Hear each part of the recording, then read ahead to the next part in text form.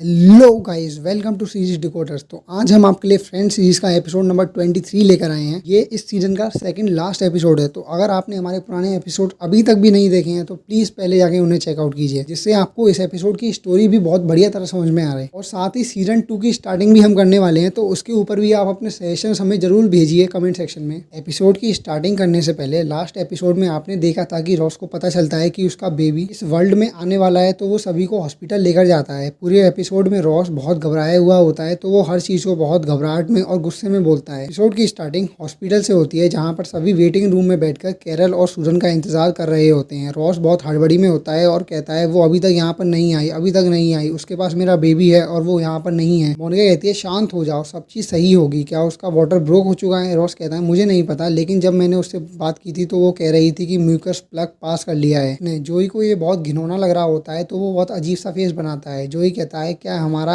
ये जानना जरूरी था? मोनिका कहती है जोई तुम क्या करोगी जब तुम्हारा बेबी होगा? जोई कहता है मैं वेटिंग रूम में वेट करूंगा। चैंडलर कहता है हाँ, जोई ने अपने बेबी के अरेंजमेंट एक 1915 की मूवी से किए हैं। रॉस कहता है गॉड, मैं बिलीव नहीं कर सकता, वो शायद कैम्प में ही बर्थ दे रही होगी बेबी को। कहती है ओ रॉस रिलैक्स करो, सिर्फ फर्स्ट कॉन्ट्रैक्शन के $2 लगेंगे, बाकी कॉन्ट्रैक्शन के 50 सेंट्स हैं अलग से। अभी रेचल की तरफ घूरते हुए देखते हैं, क्योंकि उसने बहुत बेकार कमेंट किया होता है। रेचल कहती है क्या ये सब सही होता है जब चैंडलर ऐसा करता है? चैंडलर कहता है ये करने के लिए तुम्हें मूवमेंट्स पिक करने होते हैं। अभी फीबी अपने हाथ में गिटार लेकर भागते हुए आती है। फीबी कहती है क्या मैंने वो मिस कर दिया, क्या मैंने वो मिस कर दिया? रॉस कहता है वो अभी तक यहाँ पर नहीं आई है। मोनिका पूछती है तुम ये गिटार लेकर क्यों आई हो? फीबी कहती है मैंने सोचा यहाँ पर थोड़ी देर के लिए कुछ चीजें म्यूजिकल हो जाएं। अभी कैरल और सूजन आते हैं। रॉस कैरल से पूछता है तुम अभी तक कहाँ पर थी? सूजन कहती है हम गिफ्ट शॉप पर रुक गए थे। कैरल कहती है मैं एनिमल स्टफ ले रही थी और सूजन चंकी बाय कर रही थी। रॉस कहता है सूजन को चंकी चाहिए, हमने एक बेबी होने वाला है। ओके एक बेबी, तुम्हें चंकी के लिए नहीं रुकना चाहिए था। चैंडलर कहता है मेरे पास एक बम्पर स्टिक थी। अभी फिर चैंडलर की बातों पर हंसते हैं। चैंडलर रेचल से कहता है देखो मैं क्या कह रहा था। नेक्स्ट सीन कैरल के हॉस्पिटल के रूम का होता है। रॉस कहता है तुम एक चंकी के लिए रुकी थी। कैरल कहती है इस बात को भूल जाओ रॉस। सूजन कहती है मेरे पास एक एक्स्ट्रा भी है, क्या तुम्हें चाहिए? रॉस कहता है नहीं। तभी कैरल के डॉक्टर फ्लांसब्लाउ अंदर आते हैं। डॉक्टर फ्लांसब्लाउ कहते हैं हे मेरी फेवरेट पेरेंटिंग टीम क्या कर रही है? डॉक्टर फ्लांसब्लाउ कहते हैं तो तुम्हें एक बेबी होने वाला है और मैं देख रहा हूँ कि तुम 9 मंथ से प्रेग्नेंट हो। ओ ये एक अच्छी बात है, तो तुम्हारी कॉन्ट्रैक्शंस कैसी चल रही हैं? कैरल कहती है ओ आई लव देम, हर एक से मुझे ऐसा लग रहा है कि मेरे यूट्रस में एक लिटिल पार्टी हो रही है। सूजन कहती है वो हर 4 मिनट बाद होता है और 55 सेकंड्स तक चलता है। रॉस अपनी वॉच की तरफ देखकर कहता है 59 सेकंड क्वार्ट्स। हाँ, सूजन अपनी वॉच की तरफ देखकर कहती है स्विस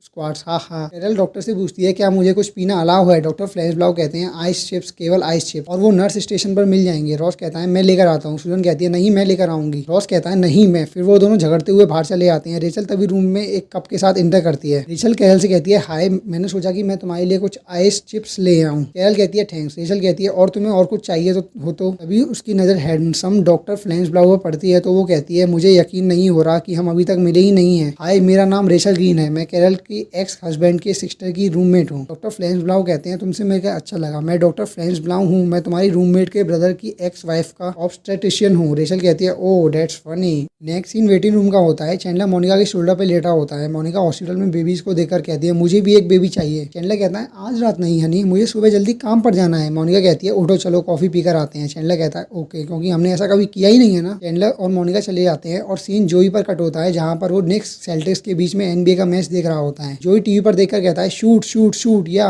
उसे गिरा दो। ये भी एक यंग प्रेग्नेंट वुमेन इंटर करती है। लीडिया कहती है तो तुम निक फैन हो? जोई कहता है हाँ। लीडिया कहती है ओ बॉय वो बहुत ही बेकार टीम है। जोई कहता है हे लिसन लेडी, और देखता है कि वो प्रेग्नेंट है। लीडिया कहती है देखो अपनी टीम के प्लेयर इविंग को, तुम्हें पता है उसे पानी को नहीं मारना चाहिए जब वो खुद बोर्ड पर खड़ा हो। जोई कहता है ओ हाँ, और तुम्हें कौन सी टीम पसंद है? लीडिया कहती है सेल्टिक्स। जोई हंसते हुए कहता है सेल्टिक्स, देखो वो बोर्ड को हिट नहीं कर सकते जब वेट, देखो वो हार रही है। लीडिया कहती है ओ शट अप, तुम्हें पता भी है ये एक रीबिल्डिंग ईयर है उनके लिए। अभी उस वुमेन को पेन होने लगता है और जो ये देखकर घबरा जाता है और कहता है मैं फादर को बुलाकर लाता हूँ। हे हमें यहाँ पर एक फादर चाहिए, हमें यहाँ पर फादर चाहिए। लीडिया कहती है यहाँ कोई फादर नहीं है। जोई कहता है ओ सॉरी सॉरी। लीडिया कहती है डेट्स ओके, मैं अब सही हूँ। ओ ओ जोई कहता है ओ इस तरफ चलो इस तरफ चलो, यहाँ सभी प्रेग्नेंट वुमेन जाते हैं, मैंने यहाँ यही देखा है। लीडिया कहती है ओके। फिर जोई लीडिया की मदद करते हुए उसे रूम में ले जाता है। नेक्स्ट सीन वेटिंग रूम का होता है जहाँ फीबी गाना गा रही होती है और सभी को फीबी का गाना बहुत ज्यादा बोरिंग लग रहा होता है। रॉस फिर फीबी को $1 देता है। फीबी कहती है थैंक्स रॉस। रॉस कहता है हाँ, और मैं तुम्हें ये बंद करने के लिए दे रहा हूँ। फीबी कहती है ओके और उसे बंद कर देती है। तभी एक वुमेन वहां से एक न्यूबॉर्न ट्विंस को लेकर जाती है। फीबी कहती है देखो उन ट्विंस को, हाय गाइस तुम कितने क्यूट हो। मोनिका कहती है ये फेयर नहीं है, मेरे पास एक भी नहीं है, उसके पास 2 कैसे हो सकते हैं। चैंडलर कहता है तुम्हें भी एक मिल जाएगा। मोनिका कहती है ओ हाँ, लेकिन ऐसा कब होगा। चैंडलर कहता है ऑल राइट, मैं तुम्हें कुछ बताता हूँ, जब हम दोनों 40 के हो जाएंगे और हम दोनों में से एक की भी शादी नहीं हुई होगी, अब तुम क्या कहती हो कि हम दोनों शादी कर लें और मिलकर एक साथ एक बेबी कर लें। मोनिका कहती है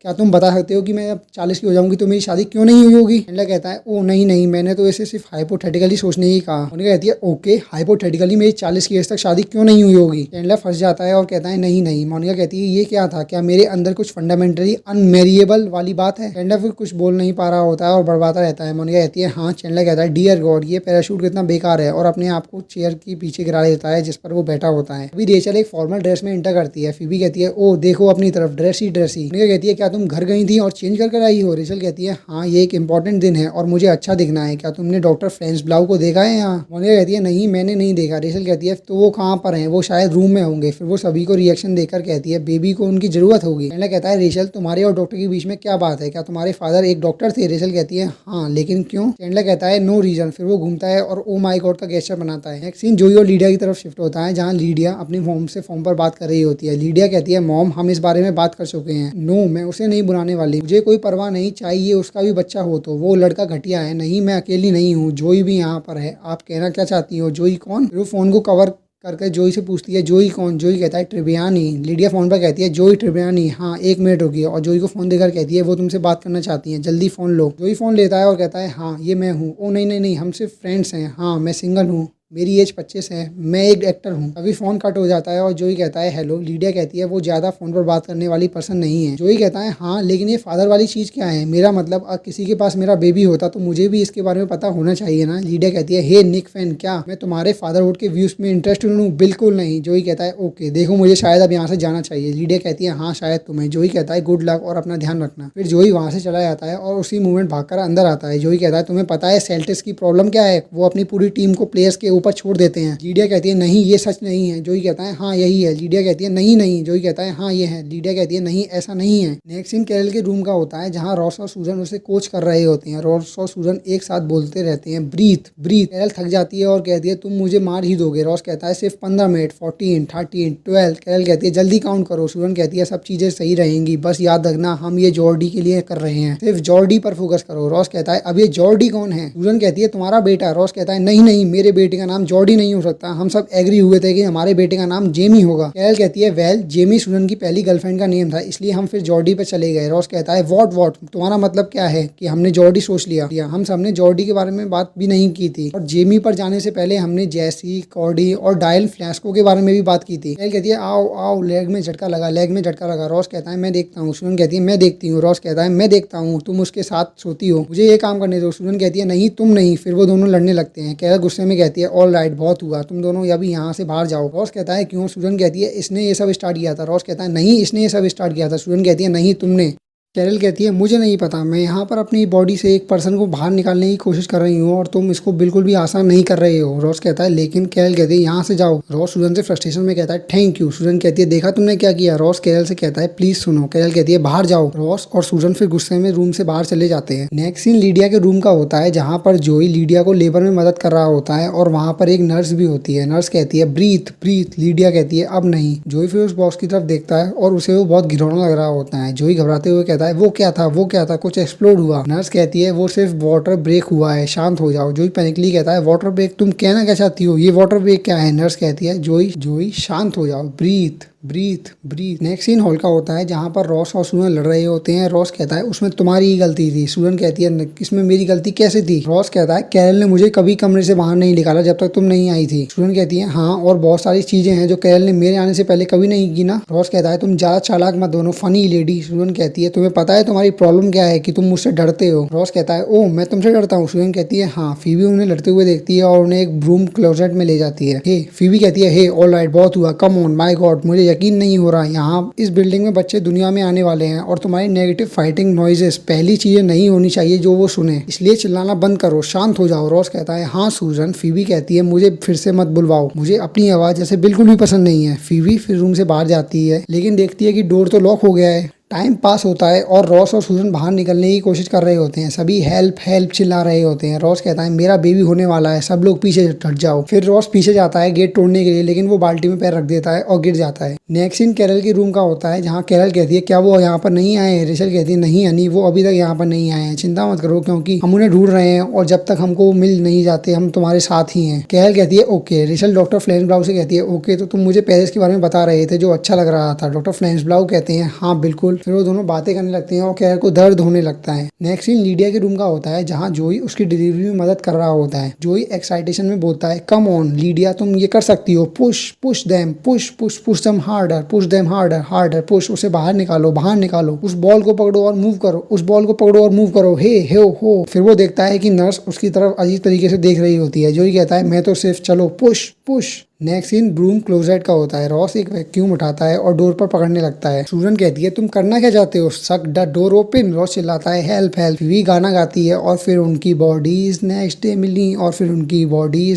मिली और रॉस और सूजन ये सुनकर उसको घूर कर देखते हैं और लाउड वॉइस में चिल्लाने लगते हैं help help. Next scene waiting room का होता है। मोनिका अपनी मदर से फोन पर बात कर रही होती है। मोनिका कहती है मॉम हर चीज सही होगी, रॉस बहुत बढ़िया, वो एक अलग ही जगह पर है। नहीं वो चला गया है। नो आपको आने की जरूरत नहीं है। आपका मतलब क्या है कि ये आपका आखिरी चांस है? क्या आप शांत रहेंगी? मैं सिर्फ अभी 26 की हूँ, मैं अभी बेबीज के बारे में सोच भी नहीं रही हूँ। तभी मोनिका वहां से एक वुमेन को बेबी को ले जाते हुए देखती है तो रोना स्टार्ट कर देती है। चैंडलर फिर उससे फोन ले लेता है और एक अजीब सी वॉइस बनाकर फोन काट देता है। मोनिका फिर चैंडलर को हक कर रोने लगती है। तभी जोई लीडिया के रूम से बाहर आता है। चैंडलर पूछता है तुम कहाँ पर थे अभी तक? जोई कहता है मैं अभी बेबी की डिलीवरी कर रहा था। चैंडलर कहता है wow what a great. Time pass होता है और रेचल और डॉक्टर फ्लेंसब्लाउ कॉफी ले रहे होते हैं। डॉक्टर फ्लेंसब्लाउ कहते हैं मुझे नहीं पता, शायद ये 1 या 2 घंटे बाद, लेकिन रिलैक्स करो, वो बहुत बढ़िया कर रही है वो। सो क्या तुम किसी के साथ इन्वॉल्व हो अभी? रेचल कहती है नहीं अभी किसी के साथ नहीं। क्या तुम? डॉक्टर फ्लेंसब्लाउ कहता है नहीं, ये बहुत मुश्किल है क्योंकि लड़कियां डेट पर ही नहीं जाती मेरे साथ। रेचल कहती है हाँ मैंने क्यूट डॉक्टर्स के बारे में ये बातें सुनी हैं। डॉक्टर फ्लेंसब्लाउ कहते हैं नहीं रियली, मेरे ख्याल से ये इसलिए होता है क्योंकि मैं ज्यादातर टाइम तुम्हें पता है कहाँ बिताता हूँ। रेचल कहती है ओह। डॉक्टर फ्लेंसब्लाउ कहते हैं मैं अपनी वर्क लाइफ को अपनी पर्सनल लाइफ में अफेक्ट नहीं करने देता, ये बहुत हार्ड है जब तुम ऐसा काम करते हो। वैसे तुम क्या करती हो? रेचल कहती है मैं एक वेट्रेस हूँ। डॉक्टर फ्लेंसब्लाउ कहते हैं ओके ऑल राइट, क्या कभी ऐसा नहीं हो सकता कि तुम काम खत्म करके घर पर आओ और तुम्हें ऐसा लग रहा हो कि मुझे एक और कप कॉफी नहीं देखनी है? रेचल कहती है हाँ मैं समझ गई। डॉक्टर फ्लेंसब्लाउ कहते हैं चलो मैं अपने फ्रेंड को देखने चलता हूँ। फिर डॉक्टर वहां से चले जाते हैं और रेचल समझ जाती है कि उसकी बात इस डॉक्टर के साथ नहीं बनेगी। नेक्स्ट सीन लीडिया के रूम के बाहर का होता है जहाँ जोई उसके रूम की तरफ बलून लेकर जाता है। फिर वो अंदर जाने ही लगता है तभी वो देखता है कि बेबी के फादर आ गए हैं और वो उनकी बातें गेट पर खड़े होकर सुनने लगता है। लीडिया कहती है तुम्हें कैसे पता चला कि मैं यहाँ पर हूँ? वो लड़का कहता है तुम्हारी मॉम का कॉल आया था, सॉरी तुम्हें अकेले अपने आप करना ही पड़ा। लीडिया कहती है नहीं मैं अकेली नहीं थी, मेरे साथ एक डॉक्टर थी, मेरा एक नर्स थी और मेरे साथ एक हेल्पर गाय भी था। जो ये सुनकर स्माइल करता है। लीडिया पूछती है तो तुमने देखा मैच कौन जीता? गाय कहता है हाँ नेक्स्ट 10 पॉइंट से जीत गई, बेकार टीम है। लीडिया कहती है वो इतनी भी बेकार टीम नहीं है। जोई फिर डोर बंद करके बलून को नॉब पर लटका कर वहां से चला जाता है। नेक्स्ट सीन ब्रूम क्लोजेट का होता है जहाँ रॉस डोर को क्रेडिट कार्ड से ओपन करने की कोशिश कर रहा होता है लेकिन सफल नहीं होता। रॉस कहता है कम ऑन डैम